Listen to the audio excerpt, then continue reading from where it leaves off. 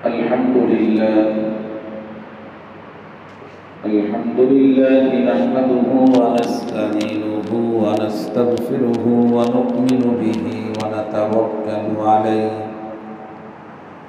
ونعوذ بالله من شرور أنفسنا ومن سيئات أعمالنا من يهده الله فلا مضل له ومن يضلله فلا هادي له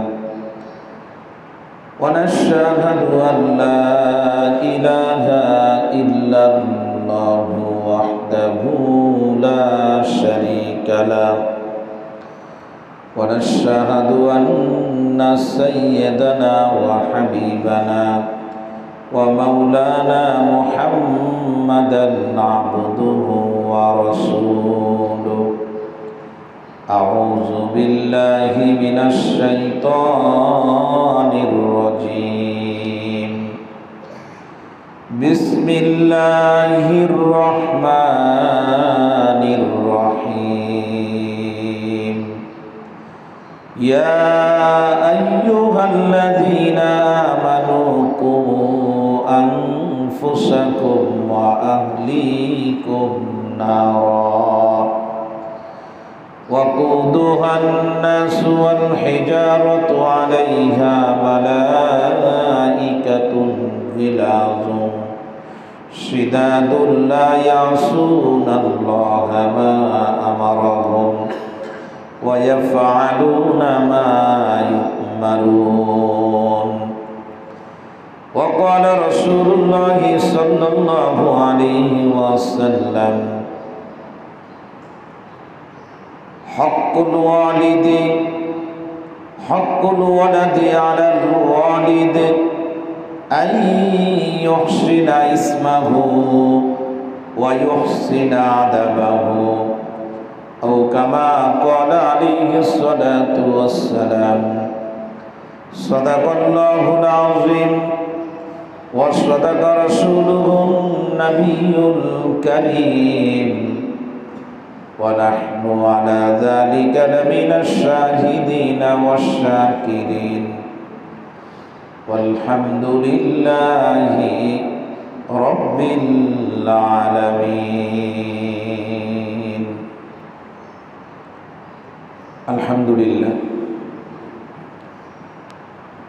আল্লাহ রব্বুল ইজ্জাতুল জালালের দরবারে অসংখ্য অগণিত শুকরিয়া জানাই, যিনি আমাকে এবং আপনাদের সকলকে জুমার দিন জুমার নামাজ আদায়ের জন্য জামে মসজিদে উপস্থিত হওয়ার তৌফিক আল্লাহ তাআলা দান করেছেন। শুকরিয়া আদায় করি, বলি আলহামদুলিল্লাহ। প্রিয় উপস্থিতি, কোরআনে কারীমের সূরাতুত তাহরিমের ৬ নম্বর আয়াত আপনাদের সামনে তেলাওয়াত করেছে। রাসূল কারীম সাল্লাল্লাহু আলাইহি ওয়াসাল্লামের সাহাবী হযরতে আব্দুল্লাহ বিন আব্বাস রাদিয়াল্লাহু তাআলা আনহুমা থেকে একটি হাদিস বর্ণিত। হাদিসের অংশবিশেষ আপনাদেরকে পড়ে শোনায়। প্রিয় উপস্থিতি, দিনদার ইমানদার মুসলমান ভাইয়েরা, আল্লাহ রাব্বুল আলামিন দুনিয়ার জীবনে সুখ শান্তির জন্য অসংখ্য নিয়ামত আল্লাহ তাআলা আমাদেরকে দান করেছেন।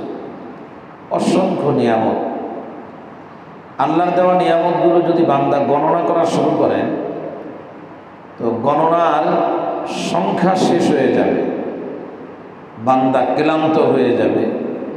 কিন্তু আল্লাহ পাক যে কি পরিমাণ নিয়ামত আমাদেরকে দিয়েছেন এটা বান্দা গণনা করে শেষ করতে পারবেন না। আর আল্লাহ পাকের দেওয়া শ্রেষ্ঠ নিয়ামত, সর্বশ্রেষ্ঠ নিয়ামত, আমরা বিভিন্ন সময় বয়ানের মধ্যে বলি যে সবথেকে বড় নিয়ামত হলো যে আল্লাহ তাআলা আমাদেরকে ঈমানের মতো মহামূল্যবান সম্পদ আল্লাহ তাআলা আমাদেরকে দান করেছে। এছাড়াও অনেক নিয়ামত আল্লাহ আমাদেরকে দিয়েছেন। সেই নিয়ামতগুলোর মধ্যে একটি নিয়ামত হলো সন্তান।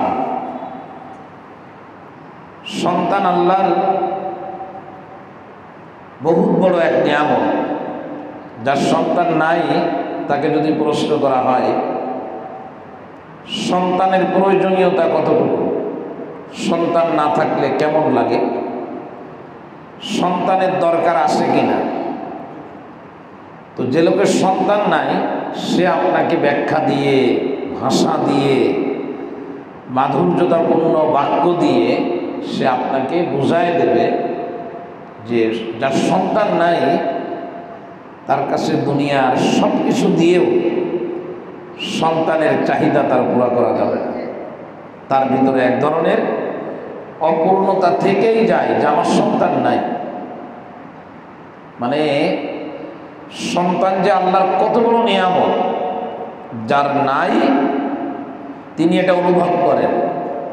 যার আছেন সন্তান, আল্লাহ তাআলা যাকে সন্তান দিয়েছেন তিনি এটাকে অবহেলার পাত্র বানায় এনেছেন, গুরুত্ব দেন না, কিছু মনেই করেন না। তো এজন্য সন্তান আল্লাহ তাআলা দান করেন। আল্লাহর শ্রেষ্ঠ নিয়ামতের মধ্যে একটা নিয়ামত হলো, যত নিয়ামত আল্লাহ দিয়েছেন বড় বড় নিয়ামতের মধ্যে উল্লেখযোগ্য একটি নিয়ামত হলো সন্তান। প্রিয় উপস্থিতি, হাদিসের ভাষা অনুযায়ী প্রত্যেকটা সন্তান সঠিক চিন্তা চেতনা নিয়েই জন্মগ্রহণ করেন, সঠিক মতাদর্শের উপরে জন্মগ্রহণ করেন। কুল্লু মাউলুদিন ইউলাদু আলাল ফিতরা। মোটা দাগের একটা কথা আপনাদেরকে বলি, অমুসলিমদের ঘরে যে সন্তানের জন্ম হয় সেই সন্তানরাও, সেই সন্তানগুলোও সঠিক চিন্তা চেতনার উপরেই তাদের জন্ম হয়। এই জন্য আমরা যারা মাদ্রাসায় পড়েছি, কোরআন হাদিস নিয়ে অল্প স্বল্প যা হোক পড়াশোনার সুযোগ পেয়েছি, আমাদের আলোচনার মধ্যে একটা বড় আলোচনা পাঠ আছে যে অমুসলিমদের সন্তান নাবালেগ অবস্থায় যদি মারা যায় প্রাপ্তবয়স্ক হওয়ার আগে, তো সে কি জান্নাতি না জাহান্নামী? তো উভয় দিকেই মতামত আছে, তবে গ্রহণযোগ্য এবং উল্লেখযোগ্য মত হলো যে অমুসলিম পরিবারে কোনো সন্তান যদি নাবালেগ অবস্থায় প্রাপ্তবয়স্ক হওয়ার আগেই যদি মারা যায় তো আল্লাহ তাআলা তাদেরকে জান্নাতে দিয়ে দেবেন। কারণ সে সঠিক চিন্তার উপরে আছে, এটা এখনো পর্যন্ত নষ্ট হয় না। এজন্য হাদিসে নবীজি বলেন যে কুল্লু মাউলুদিন ইউলাদু আলাল ফিতরা। প্রত্যেকটা সন্তান সঠিক চিন্তার উপরে জন্মগ্রহণ করে, সঠিক আদর্শের উপরে। এরপরে জন্মগ্রহণ করে যখন দুনিয়ায় আসেন তো এই সন্তানটা থাকে হলো মানে খামিরা, আটার মতো। এটা দিয়ে পরাটাও বানাতে পারেন, রুটিও বানাতে পারেন, তন্দুরও বানাতে পারেন, আবার এ দিয়ে অন্য কিছু বানায় অন্য কোনো কাজেও ব্যবহার করতে পারে। আল্লাহ তাআলা নবী বলেন যে প্রত্যেকটা বাচ্চা ভালো মতাদর্শের উপরে জন্মগ্রহণ করেন। এরপরে ফা আবুয়াহু, তার পিতা এবং মাতা, তার আব্বা এবং আম্মা, তার অভিভাবক যারা, এই অভিভাবকরা তাকে হয়তো খ্রিস্টান বানায়, ইউহাব্বিদানিহি অথবা ইহুদি বানায়, আও ইউমাজ্জিসানিহি অথবা অগ্নি পূজক বানায়, বিভিন্ন দিকে ঘোরায় নিয়ে যায় তার পিতামাতা তাকে। এখন যদি এই হাদিস আপনি একটু গভীরভাবে চোখ বন্ধ করে দেখেন যে সন্তানের প্রতি পিতামাতার দায়িত্ব তাহলে কত বড়। কারণ সে জন্মগ্রহণ করেছে সঠিক চিন্তার উপরে, এখন সে দিক নির্বাচন করবে। দিক নির্বাচনটা নির্ভর করতেছে তার মা আর বাপের উপরে। মা বাপ যদি খারাপ হন তো এই সন্তান আস্তে আস্তে কোন দিকে যাবে? খারাপের দিকে যাবে। মা বাপ যদি ভালো হন এই সন্তান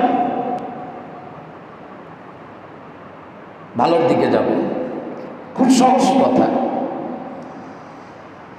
এজন্য রাসূল কারীম সাল্লাল্লাহু আলাইহি ওয়াসাল্লাম পুরুষদেরকে বলেছেন, তুমি যখন বিবাহ করবা হুটহাট যে কোনো মহিলারে তুমি বিবাহ করবা না। তার কারণ হলো বিবাহ করা মানেই হলো স্বাভাবিক কোনো ব্যাপার না, অনেক চিন্তা করার ব্যাপার। যাকে তুমি তোমার ঘরে নিয়ে আসবা, এই ঘরে তোমার স্ত্রীকে আনার পরে তোমার ঔরসের সন্তান জন্মগ্রহণ করবে। তুমি মনে রাখবা, স্ত্রী যেমন হবে, ওই স্ত্রীর পেট দিয়ে তোমার যে সন্তান হবে সেই সন্তানও কিন্তু ওই দিকে যাবে।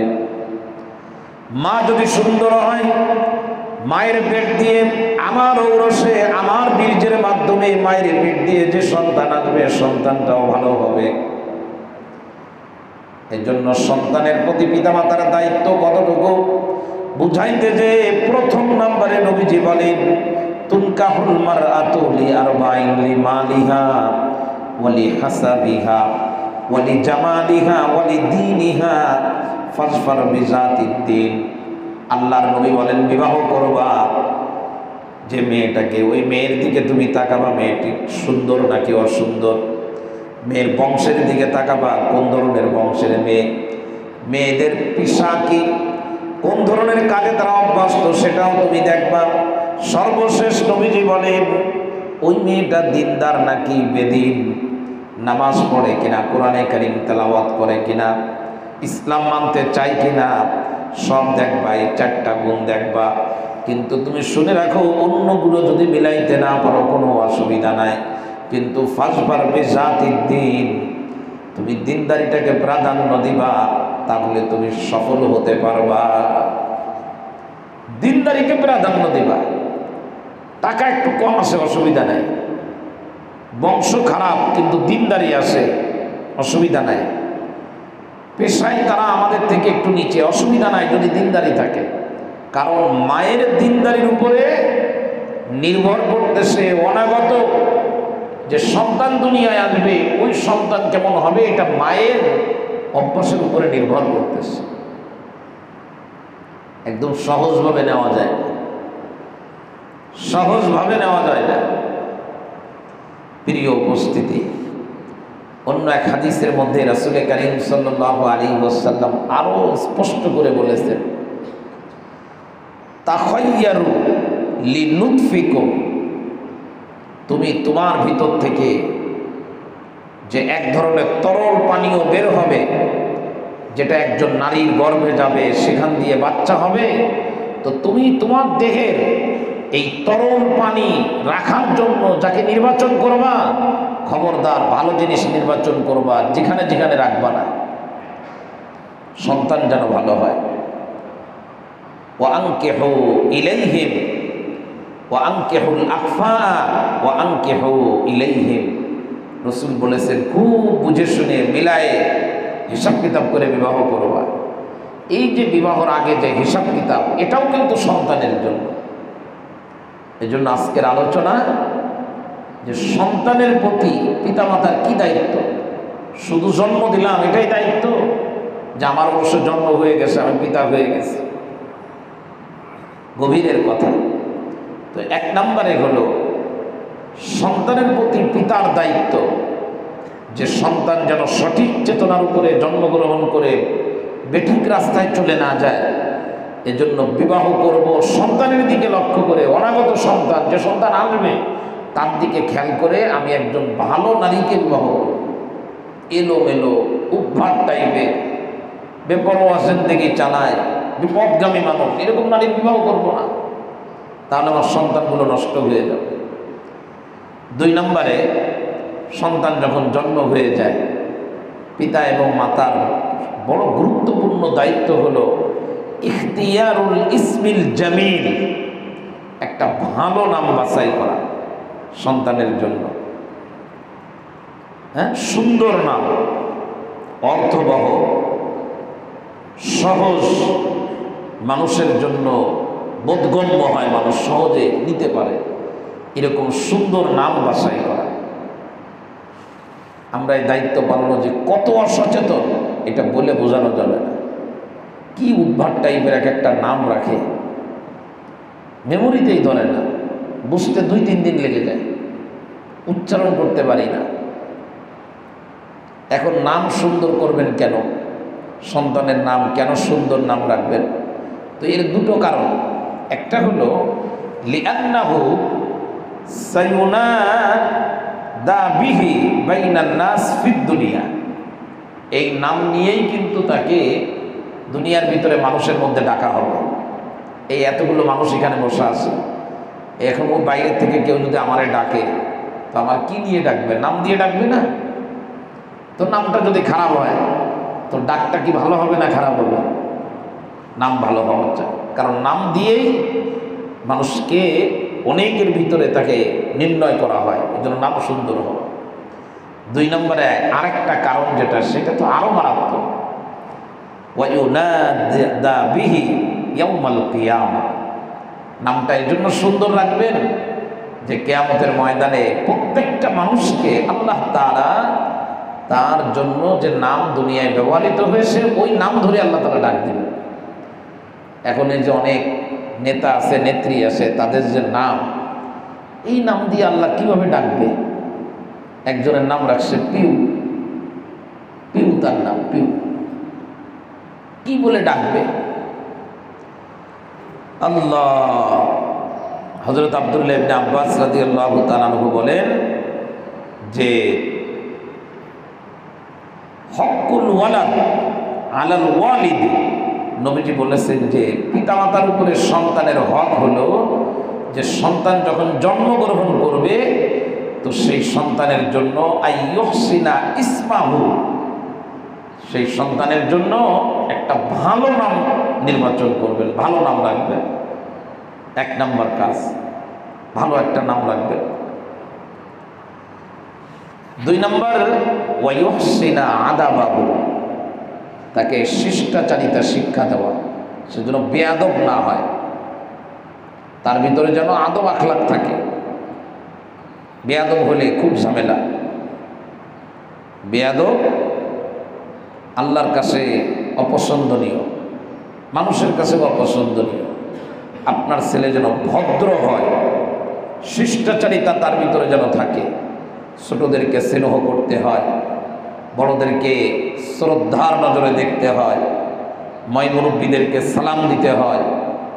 এ জাতীয় যত আদব আখলাক আছে এগুলো যেন আমার সন্তানের মধ্যে থাকে, এটা আমার দায়িত্ব। তো এই জন্য তার সুন্দর নাম বাছাই করা এটা আমাদের দায়িত্ব। 1 নম্বর সন্তানের জন্য ভালো মা বাছাই করা। 2 নম্বর সন্তানের যখন জন্ম হয়ে যায় তো ভালো নাম তার জন্য নির্বাচন করা। খুব গুনে গুনে নেবেন, 10টা গুণ, 10টা হকের কথা বলবো।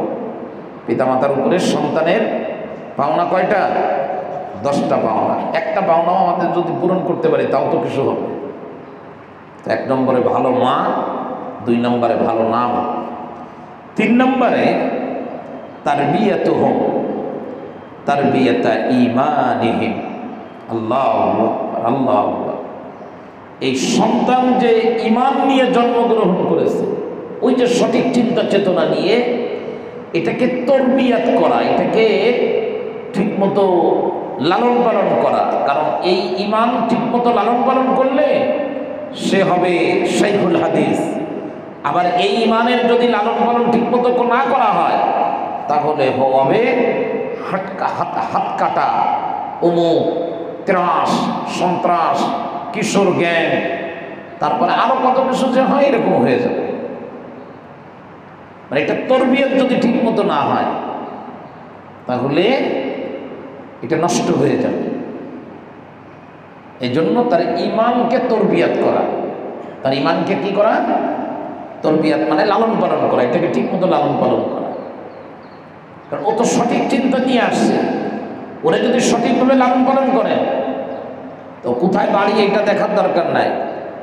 দেখবেন যে সঠিকভাবে লালন পালন করার কারণে একজন অজপাড়াগার, রিমোট এরিয়ায় থাকে, যোগাযোগ ব্যবস্থা ভালো না, কিন্তু ওই ছেলেটা না অনেক বড় শিক্ষিত হয়ে গেছে, কোরআনের হাফেজ হয়ে গেছে। এই যে আমাদের দেশের একজন, আমি প্রায় বলি সালে আহমদ তাকরিব, এরকম একটা নাম শুনছেন না আপনারা? সালে আহমদ তাকরিব, আব্বা হলো একজন হাফেজে কোরআন। এই টাঙ্গাইলে যমুনা নদীর চরে বালুর মধ্যে বাড়ি যাওয়ার রাস্তাও নাই, এই বালুর ভিতর দিয়ে যায়, বন জঙ্গলের ভিতর দিয়ে। আল্লাহ ছেলেটাকে লালন পালন করেছে। তো ছেলেটাকে লালন পালন করার কারণে ছেলেটার বয়স 12, 13, 14, 15 বছর এখনো হয় নাই। এই অল্প বয়স্ক বাচ্চাটা এমন হয়ে গেছে যে শুধু বাংলাদেশ চেনে তাই না, পুরা দুনিয়া তারে চেনে, এবং চেনে কি দিয়ে? কোরআনে কারিম দিয়ে। মানে এত সুন্দর তেলাওয়াত করে। তো তার পিতা তো গর্বিত পিতা, গর্বিত পিতা না? সে লালন পালন করেছে তো বালু মরুভূমির ভিতর থেকে তার সন্তান যুগের জামানার পুরা ওয়ার্ল্ডের মধ্যে নাম করা হাফেজ হয়ে গেছে। 103টা দেশকে পিছনে ফেলে 1 নম্বর হয়ে গেছে। এটাকে সন্তানকে লালন পালন করা বলে। শাইখুল হাদিস আল্লামা আজিজুল হক নাব্বারাল্লাহু মারকাদা ওয়া জাআলাল জান্নাতা মাসওয়া দুনিয়া থেকে চলে গেছেন না? ওনার আব্বা কি ছিলেন? ঢাকার ইসলামপুর কাপড়ের দোকান ছিল, ব্যবসায়ী ছিলেন, কাপড়ের ব্যবসায়ী।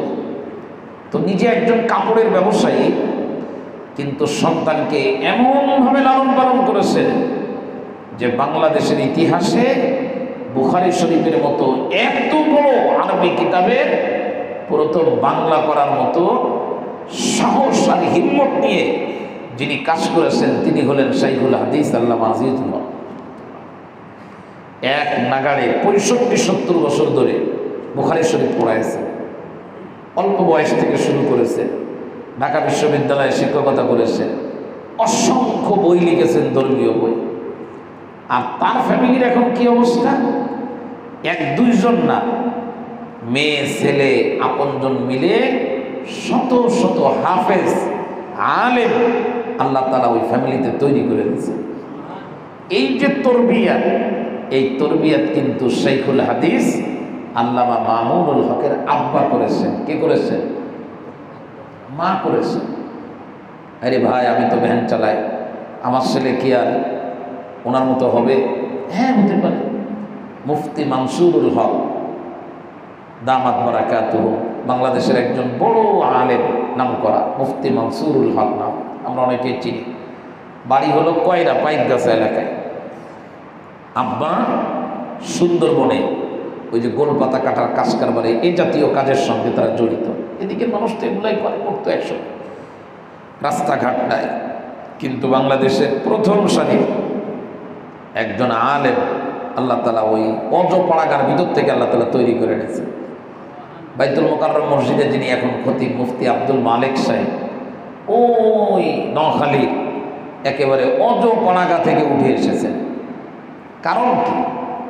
আপনি গভীরভাবে দেখলে দেখবেন যে তার পিতা মাতা সন্তানকে যেভাবে পরিচর্যা করতে হয় ওইভাবে পরিচর্যা করেছে। তো যে সন্তান সঠিক চেতনার উপরে জন্মগ্রহণ করেছে, পরিচর্যা সঠিক হওয়ার কারণে বাইতুল মোকাররম মসজিদের খতিব হয়ে গেছে, জামানার বড় মুহাদ্দিস হয়ে গেছেন। শেখ আহমদুল্লাহ আমাদের এখানে আসছিলেন। ওনার আব্বা কি বড় আলেম? না, ছোট্ট একটা চাকরি করতেন যশোরে। শেখ আহমদুল্লাহর একটা সাক্ষাৎকারে আসে যে আমার আব্বা এত ছোট চাকরি করতেন, বেতন পেতেন কম, তো আমার আব্বা আমাকে কষ্ট করে মাদ্রাসায় পড়াইছেন, হাফেজ বানাইছেন, আর আমাদের প্রতি খুব খেয়াল করতেন। তো আমি যশোরে যুব উন্নয়নের মসজিদের ইমামতি করতাম অল্প টাকায়, ওই টাকা এনে আমি আমার আব্বার হাতে দিয়ে দিতাম। প্রিয় উপস্থিতি, আজকের কেন আমার সন্তান হাতে অস্ত্র নিচ্ছে? চোখ দুইটা বন্ধ করে কারোর দোষ দিয়েন না। যদি নিজের দিকে নিজের নজরটা নিতে পারেন, আমি তার জন্য দায়ী। আজকে মোবাইল দেয় নাই, পিতা নামাজে দাঁড়ানো, আর পিছন থেকে সন্তান পিতার ঘাড়ে আঘাত করে দুনিয়া থেকে বিদায় করে দিল। আমাদের দেশে কি এটা চিন্তা করা যাবে?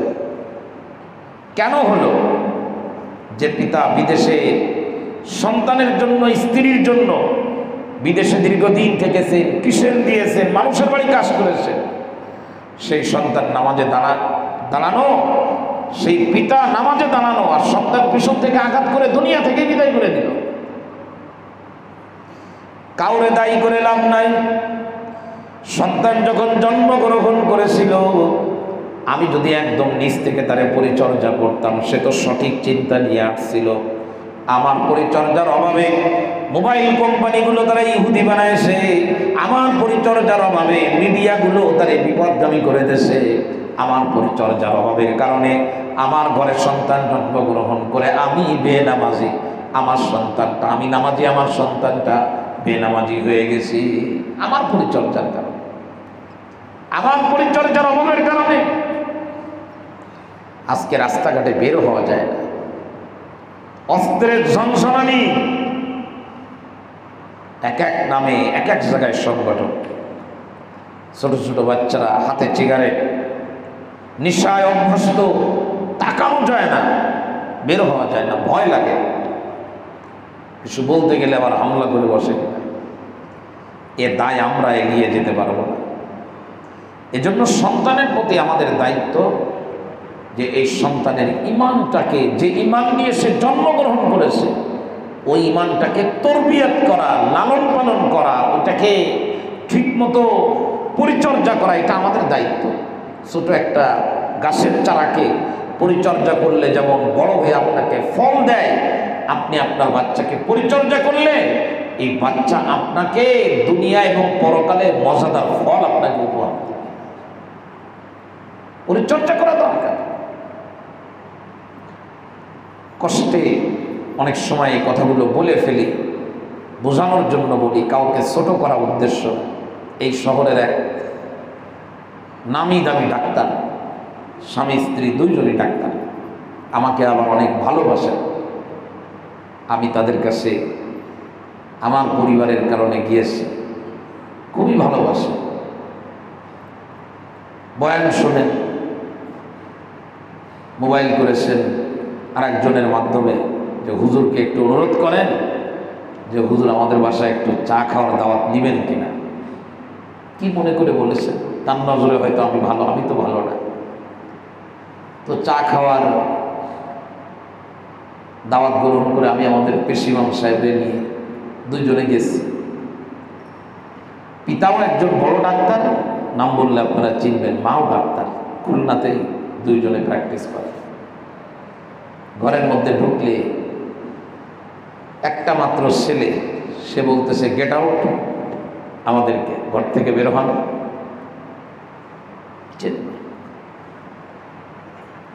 আল্লাহ, পিতা ব্যস্ত থাকেন পিতার কাজ নিয়ে, মা ব্যস্ত থাকেন মায়ের কাজ নিয়ে, ছেলের পিছনে সময় দেবে কখন? ছেলেকে একটা মোবাইল কিনে দিয়েছে। মা খুব স্বাচ্ছন্দ্য বোধ করতেছে এই কথাগুলো বলতে, যে আমার ছেলে, হুজুর আপনাকে কি বলবো, অনেকগুলো ভাষা জানে, ইংরেজি জানে, বাংলা জানে, উর্দু জানে, হিন্দি জানে, পর্তুগালের ভাষা জানে, কিরগিজস্তানের ভাষা জানে, আফগান ভাষা জানে। আপনি জিজ্ঞাসা করেন, দেখেন আপনাকে বলে দিবে। কিছু সময় বসলাম, কথা বললাম, যেটা হয়েছে সেটা হলো এই সন্তান পুরাটাই নষ্ট হয়ে গেছে।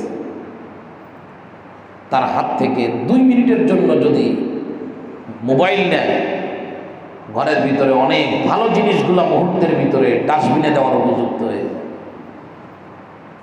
কারোর কথা শোনে না। হুজুর আপনারা দাওয়াত দিয়েছি, আপনাকে আসতে বলেছিলাম, আপনি আমার ছেলেটার জন্য একটু মাথায় হাত দিয়ে দোয়া করেন। কিন্তু মাথায় হাত দিয়ে দোয়া করার মতো সে সুযোগ আমাদেরকে দেয়নি, কিছু বলারও না। আমার পরিচর্যার অভাবে আমার সন্তান এরকম হয়ে গেছে। এই জন্য আমার আল্লাহ পাক কোরআনে কারীমের সূরাতুত তাহরিমের 6 নম্বর আয়াতের মধ্যে বলেন যে জাহান্নামের আগুনের ভয় আমার ভিতরে আসে, আমি জাহান্নামের আগুন থেকে বাঁচতে চাই। রব্বুল আলামিন বলেন কু আনফুসাকুম ওয়া আহলিকুম নার, তুমি একা শুধু নিজের জাহান্নামের আগুন থেকে বাঁচাও না, তুমি শুনে রাখো যে আগুন তুমি সহ্য করতে পারবে না, তোমার সন্তান সহ্য করতে পারবে না। সুতরাং নিজেকে জাহান্নামের আগুন থেকে বাঁচাও, আর অধীনস্থ যারা আছে তোমার সন্তান, তাদেরকেও বাঁচানোর চেষ্টা করো। তোমার সন্তান যেন জাহান্নামের আগুনে না যায়। শীতের মৌসুম এসে গেছে, কোনো পিতা শুধু নিজের জন্য শীতের কাপড় কেনে না, বরং নিজের জন্য শীতের কাপড় যেমন কেনে, সন্তানের জন্যও কেনে। প্রচন্ড গরমের ভিতরে নিজের জন্য যখন ছাতার ব্যবস্থা করে, সন্তানের জন্যও ছাতার ব্যবস্থা করে। খুব বোঝানোর জন্য বলি, কিন্তু বড় দুর্ভাগ্য, মৃত্যুর পরে অনন্তকালের শান্তির জায়গা জান্নাত, আর শাস্তির জায়গা হলো জাহান্নাম। ওই জাহান্নামের ভয়ে ফজরের নামাজে আমি উঠে গেলাম, কিন্তু সন্তানকে উঠাইতে পারি না। জাহান্নামের আগুনের ভয়ে আমি কোরআনে কারিমের তেলাওয়াত করতে বসেছি, কিন্তু সন্তানকে করাইতে পারি না। আমার ভিতরে জাহান্নামের আগুনের ভয় আমার ভিতরে কাজ করে, কিন্তু আমি কি আমার সন্তানকে জাহান্নামের আগুন থেকে বাঁচাতে চাই না? কি বলেন? বাঁচাইতে চাই না আমরা? আমি জাহান্নামের আগুন থেকে বাঁচবো, আমার সন্তান কি জাহান্নামের আগুনে যাবে? এজন্য আল্লাহ রাব্বুল আলামিন বলেন, কু আনফুসাকুম ওয়া আহলিকুম নারা, খবরদার নিজেকে নিজে জাহান্নামের আগুন থেকে বাঁচাও। জাহান্নামের আগুন থেকে তুমি তোমার পরিবারকে বাঁচাও। আর শুনে রাখো যে জাহান্নামের আগুনের কথা বলতেছি, ওয়াকুদুহান নাসু ওয়াল হিজারা, ওই জাহান্নামের আগুনের ভিতরে আগুনকে উত্তপ্ত করার জন্য জমিনের মধ্যে যেমন তোমরা কাঠ ব্যবহার করো, জাহান্নামের আগুন যেন নিভে না যায়, ওই জাহান্নামের আগুনের কাঠ হবে মানুষ এবং পাথর। মানুষ আর পাথর হবে জাহান্নামের আগুনের জ্বলার জন্য, ওয়ে হবে, মাধ্যম হবে মানুষ আর পাথর। আল্লাহ রাব্বুল আলামিন বলেন, আলাইহা মালাইকাতুন গিলাদুন শিদাদুন লা ইয়াসুনাল্লাহা মা আমারাহুম, জাহান্নামের ওই আগুন থেকে মানুষ বের হতে যাবে কিন্তু বেরোইতে পারবে না। জাহান্নামের আগুনের কাছে আল্লাহ পাক কঠোর মেজাজের ফেরেশতাদেরকে দাঁড় করায় রেখেছে। কুল্লামা আরাদু আইয়াখরুজু মিনহা ওয়াইদু ফিহা, কেউ যদি জাহান্নামের আগুন থেকে বের হওয়ার চেষ্টা করে, ওই কঠোর মেজাজের ফেরেশতারা তারে জাহান্নামের মধ্যে আবার ফেলায় দিবে। বের হইতে যাবে কিন্তু বের হতে দেওয়া হবে না। বেরোনোর জন্য জাহান্নামের আগুনের মধ্যে হাওয়া হাও করে চিৎকার করে বলতে থাকবেন, রব্বানা আখরিজনা নামাল সালিহান গায়রাল্লাযী কুন্না নামাল, হে মালিক একবার বের হতে দাও, ভালো হয়ে আসবো, আর কোনোদিন খারাপ কাজ করব না। ফেরেশতারা তখন জিজ্ঞাসা করবে, আলাম ইয়াতিকুম রাসূলুম মিনকুম, তোমাদের কাছে কি কোনো প্রতিনিধি যায় না এই জাহান্নাম সম্পর্কে তোমাদেরকে পূর্ব ধারণা দেওয়ার জন্য? বলে, হ্যাঁ গিয়েছে, কিন্তু আমরা তো মানি না, আমরা মানি না। জাহান্নামের এই ফেরেশতারা অবৈধ লেনদেন করে সুদ ঘুষের উৎকোষ দিয়ে জেলখানা থেকে বেরোনো যায়, জাহান্নাম থেকে বেরোনো যাবে না। এরা খুব কঠোর মেজাজের হবে।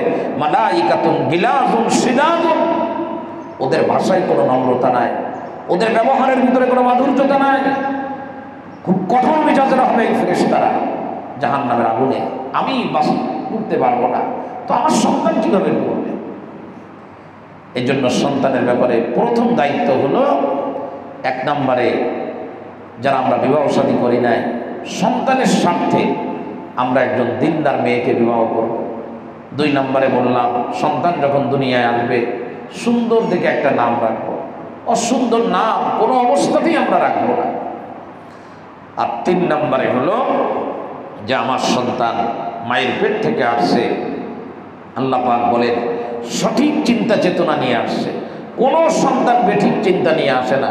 কুল্লু মাউলুদিন ইউলাদু আলাল ফিতরা, এখন এই সন্তানটা যেন বেঠিক রাস্তায় না যায়, এর চেতনার মধ্যে যেন শিরক, কুফর, এর ইহুদির মতবাদ, খ্রিস্টানের মতবাদ ঢুকে না যায়, এজন্য এই সন্তানটাকে তরবিয়াত করা, লালন পালন করা। এখন লালন পালন কিভাবে করবেন? তো এই ব্যাপারে এখানে কিতাবের মধ্যে, আরবি কিতাবে খুব সুন্দর কথা আসছে যে তারবিয়াতুহুম আলাল ফাদাইল।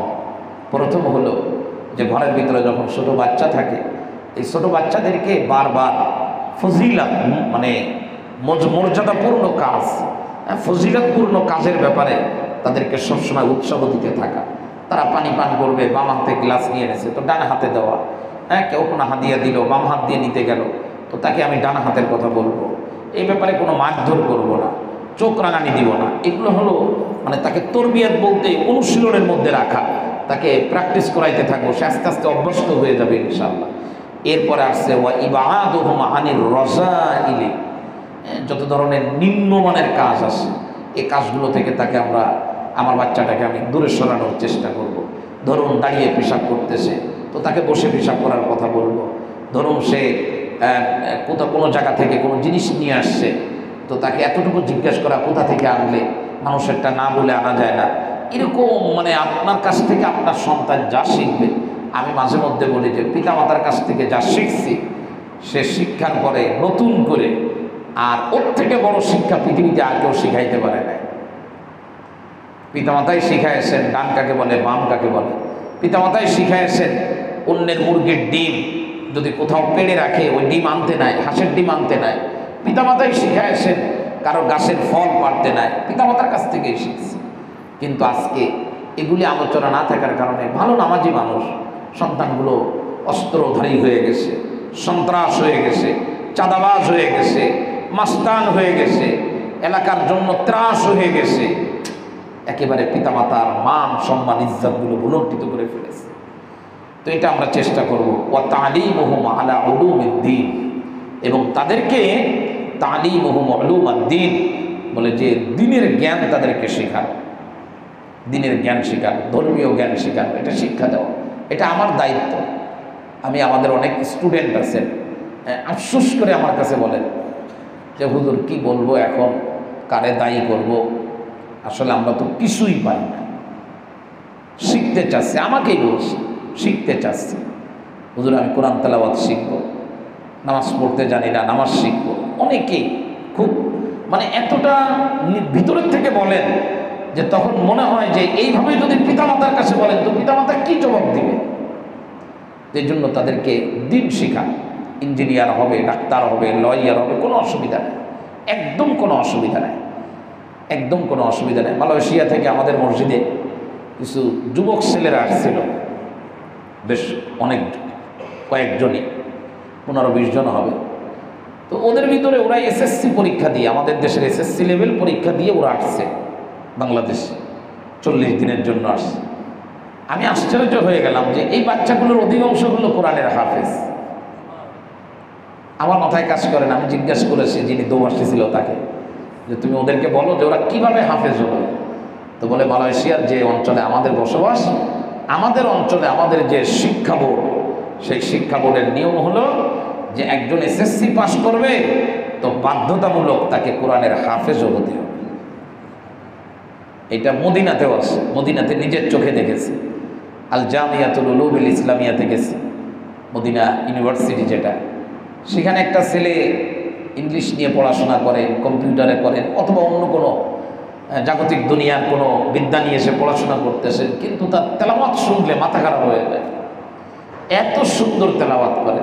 তাদের ওই শিক্ষা ব্যবস্থাটাকে এমনভাবে করা হয়েছে যে বাধ্যতামূলক মৌলিক যে জ্ঞান, সেই জ্ঞান তার ভিতরে থাকতে হবে। প্রিয় উপস্থিতি, আমি আমার সন্তানকে দিন শেখাবো, এর কোনো বিকল্প নাই। মাহে রমজান চলে গেছে, ছোটো ছোটো বাচ্চা যাদের আসে নুরানি মাদ্রাসাগুলোতে দিয়ে দেন। নুরানি মাদ্রাসাতে এখন ইংরেজি আছে, অঙ্ক আছে, ভূগোল আছে, সমাজ আছে। নুরানি মাদ্রাসাগুলো আমাদের দেশের জন্য বড় একটা নিয়ামত, বহুত বড় এক নিয়ামত, মানে এটাকে স্বাভাবিক নিয়ামত বলা যায় না।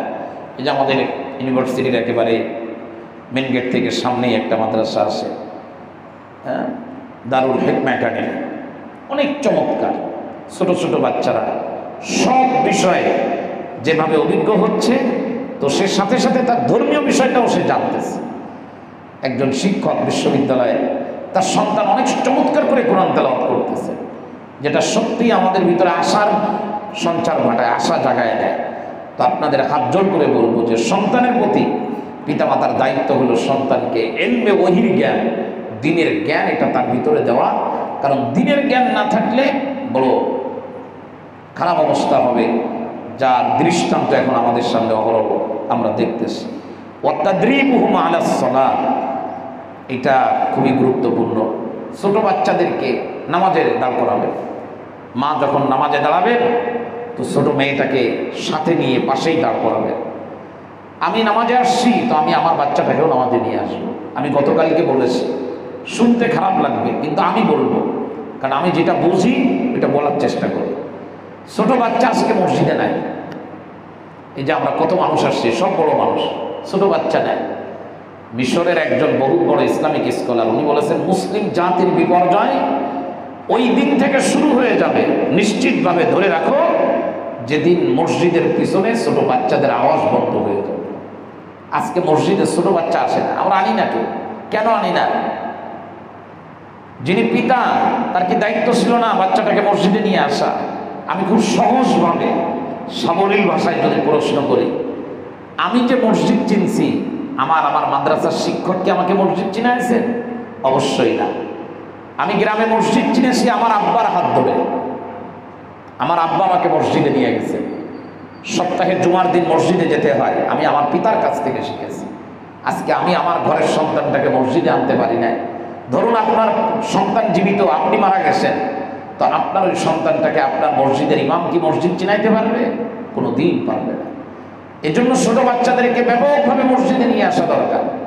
ওরা যদি একটু দুষ্টুমি করেও, 7 বছর যে বাচ্চাদের বয়স হয়ে গেছে, যারা মসজিদ বোঝে, এটাকে সব মসজিদে আনা, এবং সে যেখানে দাঁড়াবে সেখানেই তাকে দাঁড়াইতে দিতে হবে, কেউ সরাইতে পারবে না। বাচ্চাদেরকে কাতারের ভিতর থেকে সরায় দেওয়া, এটা কিছু মানুষের মানে অভ্যাস হয়ে গেছে। এবং ইমাম সাহেবের মাসআলা দেওয়া লাগে না, সে নিজেই মাসআলা দেয় যে ছোট বাচ্চা কাতারের মাঝখানে থাকলে নামাজ হবে না। কই পেয়েছে আল্লাহ জানে এই মাসআলা। কোনো বাচ্চা যদি প্রথম কাতারেও দাঁড়ায়, আপনি তাকে সরাতে পারবেন না, সে সেখানেই দাঁড়াবে। আপনি কষ্ট দিবেন না এই বাচ্চাটাকে, ও সামনেই দাঁড়াবে। আপনি পরে এসেছেন, আপনি পিছনে দাঁড়াবেন। আরে ভাই, আমরা মুরব্বী, ছোট বাচ্চারা সামনে দাঁড়ানো, তো আপনি মুরব্বী, আপনি দেরি করে আসছেন কেন? মসজিদে আপনি আপনার বয়সের ভার দিয়ে আরেকজনের উপরে জুলুম করতে পারবেন। আমার এখানে 20 রাকাত তারাবি পড়েছেন 27 রোজায়, 27 তারিখের রাতে 20 রাকাত। এরপরে আমরা আবার কিয়ামুল লাইল পড়েছি, আমরা সবাই আসছি এখানে।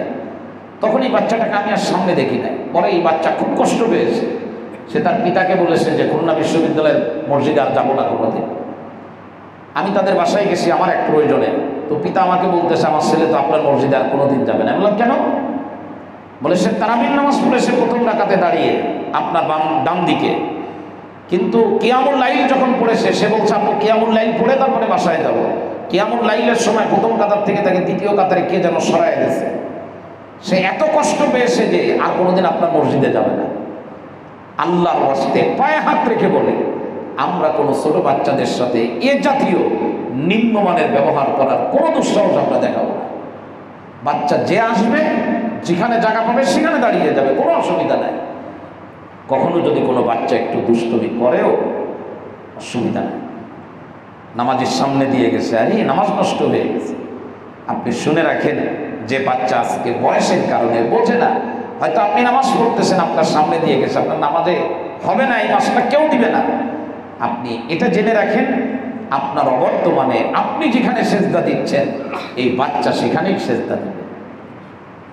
সুতরাং কোনো অবস্থাতে বাচ্চাদেরকে নামাজের থেকে দূরে রাখবেন না। আগামী জুমা থেকে নিয়ত করে ফেলেন যে আমি মসজিদে আসবো, তো আমি আমার বাচ্চাটাকেও মসজিদে নিয়ে আসবো ইনশাআল্লাহ। নিয়ত করে ফেলেন, মাকে বলে দেবেন তুমি নামাজে দাঁড়াবা, তো তুমি তোমার মেয়েকে তোমার পাশে নিয়েই নামাজে দাঁড়াবা। রাসূল করিম সাল্লাল্লাহু আলাইহি ওয়াসাল্লামের ওয়া আলাল ইবাদাতিল উখরা, আরও যে সমস্ত ইবাদত বন্দেগী আছে, এগুলোর ব্যাপারে বাচ্চাটাকে ওই অল্প বয়সেই খুব প্র্যাকটিস করাইতে থাকা, খুব বুঝাইতে থাকা, তাকে বলতে থাকা। ইনশাল্লাহ দেখবেন আস্তে আস্তে এই সন্তান দিনের প্রতি ঝুঁকে যাবে। ওই যে ভিন্ন কোনো দিকে যাওয়া, এই সুযোগ আর তার জন্য থাকবে না। আল্লাহ তাআলা আমাদের সকলকে তৌফিক দান করেন। বছরের এখন শুরুর সময়, এই সময় আমরা যারা পিতামাতা আছি একটু কষ্ট হবে, তো সে কষ্ট আমরা বরদাস্ত করি, অসুবিধা কি। আমরা আমাদের স্থানীয় যে সমস্ত নুরানি মাদ্রাসা যেগুলো আছে, বিশেষ করে এই মাদ্রাসাগুলোকে, মানসম্মত মাদ্রাসাগুলোকে বাছাই করে যে আমি আমার সন্তানটাকে এটা শেখাবো ইনশাআল্লাহ। এরপরে যখন আস্তে আস্তে বড় হবে, তো আপনি মনে করলেন আপনার সন্তান মেধার দিক থেকে যে পর্যায়ে আসে, ডাক্তার হতে পারবে, ইঞ্জিনিয়ার হতে পারবে, লয়ার হতে পারবে, পাইলট হতে পারবে, তো যেদিকে ইচ্ছা ওইদিকে যেতে পারে। কিন্তু শুরুতে যদি সে শিখে নেয়, আপনার চেষ্টার কারণে যদি সঠিক বুঝটা সে পেয়ে যায়, ইনশাল্লাহ এই সন্তান পৃথিবীর যেখানেই যাক না কেন, এই সন্তান আর কোনোদিন বিপদগামী হবে না ইনশাআল্লাহ। আপনি বিশ্ববিদ্যালয়ের শিক্ষক দেখে এটা অনুভব করতে পারেন, বিশ্ববিদ্যালয়ের অনেক স্টুডেন্ট দেখে এটা আপনি অনুভব করতে পারেন। পৃথিবীতে অসংখ্য মানুষ আছেন যারা কোনোদিন আমাদের মতো মাদ্রাসায় পড়েন নাই, কিন্তু ওই যে জীবনের শুরুতে তার মা বাপ তাকে এমন শিক্ষা দিয়ে দিয়েছেন যে এখন সে বিশ্ববিদ্যালয়ের শিক্ষক হয়েও আলহামদুলিল্লাহ নামাজের ব্যাপারে তার ভিতরে কোনো অবহেলা নাই, সত্যের ব্যাপারে কোনো অবহেলা নাই, সঠিক জিনিস গ্রহণের ক্ষেত্রে তার ভিতরে কোনো অনীহা নাই। আল্লাহ তাআলা এই লাইনে তাকে হেফাজত করেছে। সুতরাং আমি আপনাদের খুব মানে বিনয়ের সঙ্গে অনুরোধ করবো যে রোজার পরে এখন বছরের শুরু, মাদ্রাসা আমাদের বিশেষ করে নুরানি শিক্ষা শুরু, এখন এই শুরুর সময় আমি আমার বাচ্চার প্রতি আমার যে দায়িত্ব, সেই দায়িত্ব পালনের স্বার্থে আমি তাকে কোরআন হাদিসের জ্ঞান থেকে যেন সে মাহরুম না হয়, এর জন্য আমি তাকে এখন একটু তরবিয়াত করি, ঠিক মতো লালন পালন করি। আল্লাহ তাআলা আমাদের সকলকে তৌফিক দান করেন, সবাই বলে না। আর সব থেকে বড় কথা যে আমি যদি আমার সন্তানটাকে দিনের জ্ঞান, যেটা বেসিক, যেটা না হলে নয়, ওইটা যদি দিতে পারি, তা আমার যদি এখনই মৃত্যু হয়ে যায়, আশা করা যায় আমার সন্তান আমার জানাজা পড়াবেন ইনশাআল্লাহ। ওই পিতা কত বড় সৌভাগ্যবান যে পিতার জানাজা তার সন্তান নিজেই পড়ায়। এর থেকে বড় পাওয়া একজন পিতার জন্য আর কিছু হতে পারে না। পিতা কবরে শুয়ে গেছেন, মাথার কাছে আমার মতো হাজারো আলেম যে দোয়া করবে, সে দোয়াও কবুল হবে, কবুল হবে না বলবো না, কিন্তু আমি মারা গেছি, আমার মাথার কাছে দাঁড়িয়ে আমার সন্তান সূরা ইয়াসিন পড়ে, সূরাতুল কাউসার পড়ে, এরপরে সূরাতুল ইখলাস পড়ে, দোয়া করে, এটা আমার অনেক বড় পাওনা। এই জন্য সন্তানের প্রতি আমাদের যে অসচেতনতা, এর থেকে যদি আমরা একটু সচেতন না হতে পারি, আমাদের এই সমাজ ব্যবস্থা কিন্তু একেবারেই তলায় যাবে, এটা আর ভালো থাকবে না।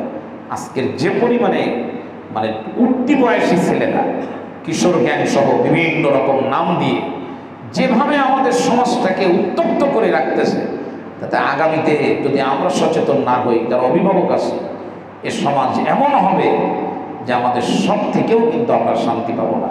আল্লাহ তাআলা আমাদের সকলকে তৌফিক দান করেন। তিনটা বললাম, আগামী সপ্তাহেও এ ব্যাপারেই কথা বলবো ইনশাআল্লাহ, যে পিতামাতার সন্তানের প্রতি 10টা দায়িত্ব, 3টা বলা হলো।